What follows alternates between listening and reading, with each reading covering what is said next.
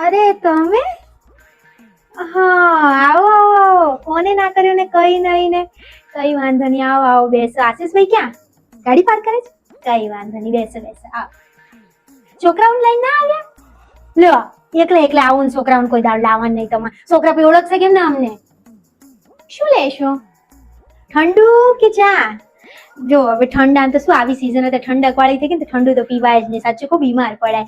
અને ચા બનાવું પણ દૂધ તો ઘરમાં પડ્યું જ નથી. મને ઈસુય ઘરે નથી. હવે નહીં તો લઈ આવો દૂધ. કઈ નહીં અત્યારે લો પાણી પીઓ હો. કેમ ટીના લઈને ન આવ્યા? લો એનું કઈ નક્કી કર્યું છે કે શું ભાભી? ના ના.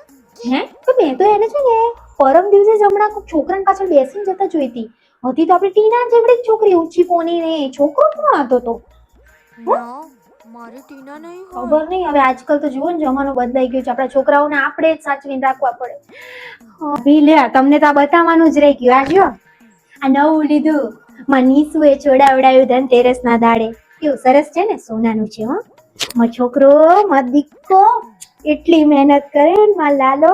અને તમારો વિવેક હવે શું છે? હવે કેટલી પરીક્ષા આપી એને હવે પાસ નથી થતો તો આગળ શું કરવાનું છે ભણવાનું? હવે આમ તો ભણતા ભણતા જિંદગી જતી રહેશે. પછી કમાવશે ક્યારે?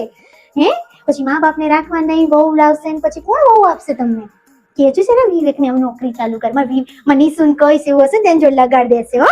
કઈ વાંધો નહીં. હા ભાભી જમીન જાજો હું તો કઉ છું હો. પણ અમારે જ આજ તો બહાર જવાનું હે.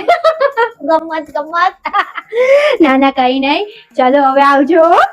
હા તમે મોડું થતું હશે કા જવાનું? હા અમારે જવાનું છે બહાર. હા હાલો આવજો. લિફ્ટમાં 2-3 લોકોથી વધારે ન જતા હો. હા ચીડીથી. હાસ ગયા. હાલો તો શું બનાવું છે આજે? મંચુરિયન બનાવ.